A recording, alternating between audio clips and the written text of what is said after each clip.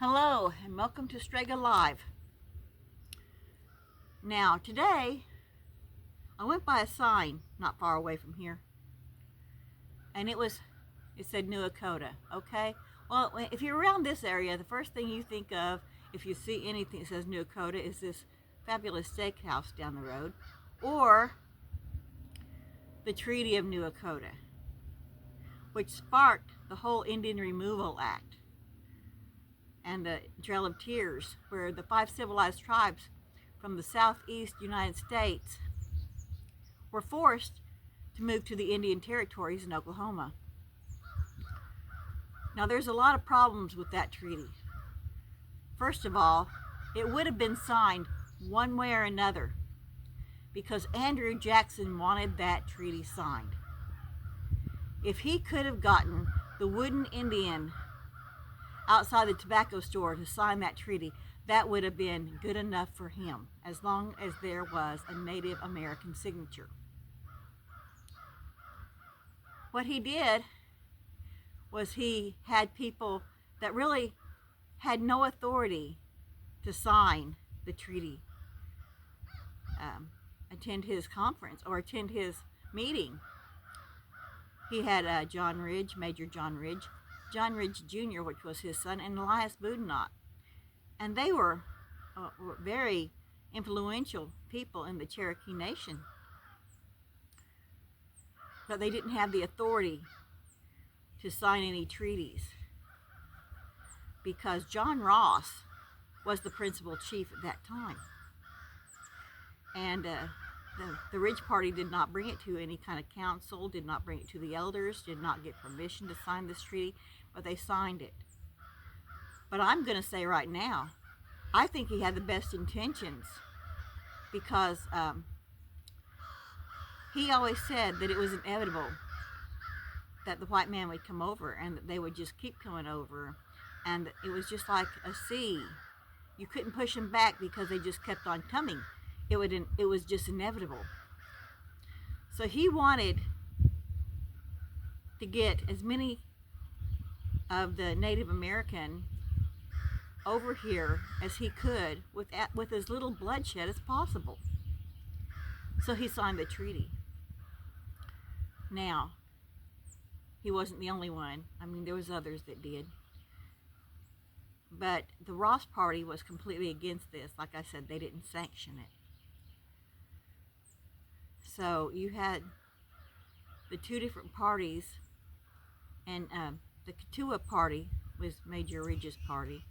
They came over early. They came over first, and they didn't have all of the death and disease. They had some hardships, but not like on the Trail of Tears, which was later on with the forced removal of John Ross's party. Of course, you know, someone tells you that the land that you were born on, that you lived on, that you had your children on, and that you plan on dying on is not your own anymore. So you can see both sides. You can see both sides. Anyway, that's where the Trail of Tears came in. And that's a whole different video. I could get on that and go forever. But right now, we're just going to kind of pick up and walk and talk and let you see some of this fabulous area. And I would like to say this. There were 5 civilized tribes. Now, there's 2 words in that sentence, right? 5. It was not just the Cherokee. And they all had some semblance of the Trail of Tears. It was the Cherokee, the Choctaw, the Chickasaw, the Creek, and the Seminole. Right? I mean, it wasn't just the Cherokee. So, it went a lot wider than that. And then you have the civilized tribes. By the time these people were removed over to Oklahoma, they had homesteads, they had farms, they had businesses, they had education systems. Well, it was their education systems. It wasn't American, but they didn't have to be. They were Native American. and they had their own form of government. But the tribes are not all, you can't put them all together and say Native American. There's 5 separate civilized tribes. So, okay, so the number 5, it should be, be adhered to. Because you can't clump them all together. It would just be saying like every immigrant that came over here came from Australia. That's not how it is. And then civilized. They were civilized. They were not savages. They were not lesser people. To have their lands taken away the way it was, there's just no, at least to me, there's just no reason in the world to do that. But anyway, yeah, I get on my soapbox every time I think about this because it's just so immoral. It really is. And the thing is that it's not happening just a long time ago. Right now, if somebody wanted to take Native American land, I'm sure they could find a reason to. Anyway, let's go ahead and walk and talk. I have to get up and bring you with me. Okay, here we go. This, like I said, is Carter's Landing. And it's a beautiful place. It's got a lot of bird call. And I'm going to go over the other 5 tribes because their treaties were a little bit different, but the struggles were all the same. There were countless Native American lives lost. Coming over in the cold, bad weather, with nothing, having all the heartache. And death, and no time to bury people that died on the trail. You didn't have time. You had to keep up. You couldn't stop. So it was like burying your people along the trail. Could you imagine that?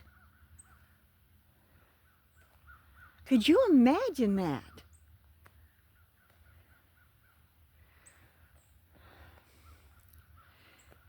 And right now I have worked for the Cherokee Nation, and I have worked for the Kituas. And John Ridge, his party was Kitua. They were the first, the Kituas. And John Ross's party was the Cherokee Nation. And I'm going to say I have friends and frenemies in both sides. It doesn't matter to me. A person is a person, and at the end of the day, they're all individuals.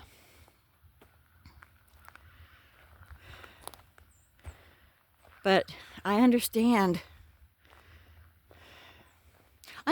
both, I guess, both factions. I understand wanting your people to come over, trying to stop bloodshed, trying to,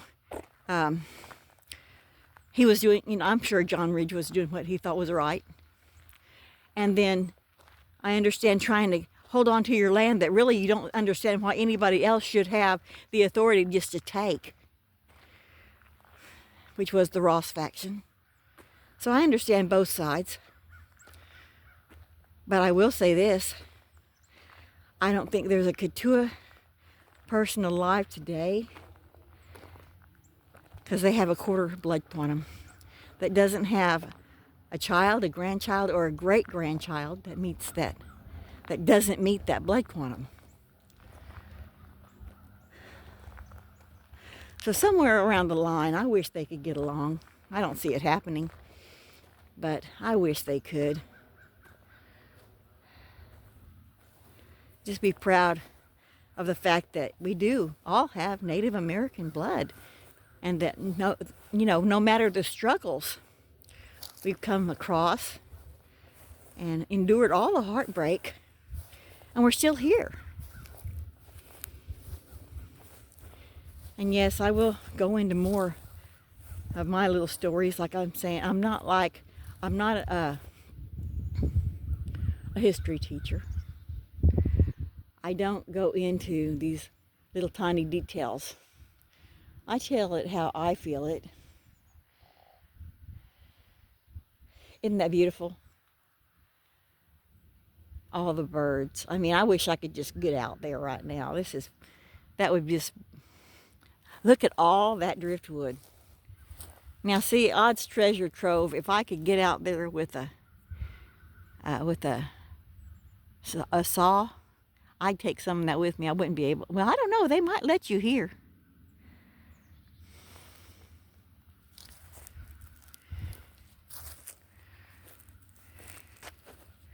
I like to go to the trails, to Welling trails, but there's no water. And especially when I pray up in the way of my ancestors, because God is above us. So I pray up.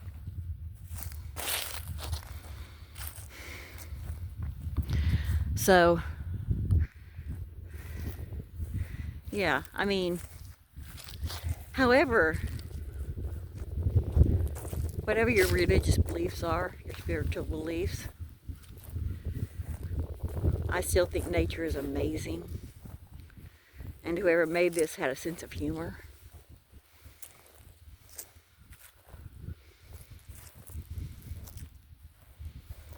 It makes me want to get down there. And I cannot believe that this is January. This is January. This is the 9th of January. Last year at this time, I was trying to move, and we had a great big ice storm. So, okay.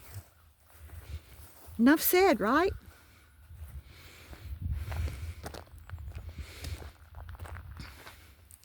Now, I've said I'm going to go and try to do some history about the other 5 tribes and where they came from. Now, the Cherokee came from Georgia, North Carolina, and Alabama.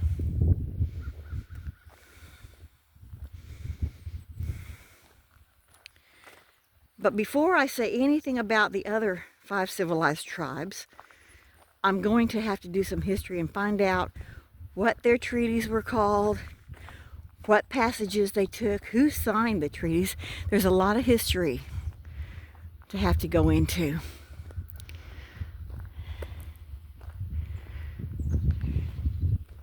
But I find it very amazing just to be able to come out here. And yes, we may have been forced to move to the land in Oklahoma, but I love Oklahoma. One of these days, though, it's on my bucket list. If I ever win the lottery, I go to a Cherokee casino. If I ever come into a lot of money like that, I'd like to go back to my original roots, my family's original roots, which I heard that we came from Georgia.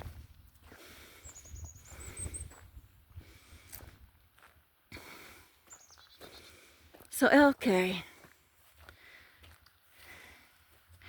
I'm going to ask you, if you enjoy these little ventures into history or just me rambling like this, there's something in the bushes, probably a rabbit. And you don't mind me getting tongue-tied every once in a while, because I'm going to do that. And I'm not going to edit everything out. For one, I'm not good at it yet. And for two, to me, nothing's perfect. My goodness, look at that. Oh, and this area right in here, it's notorious for Bigfoot sightings. Yeah. Back where I used to live, it's about 10 miles from here, is too.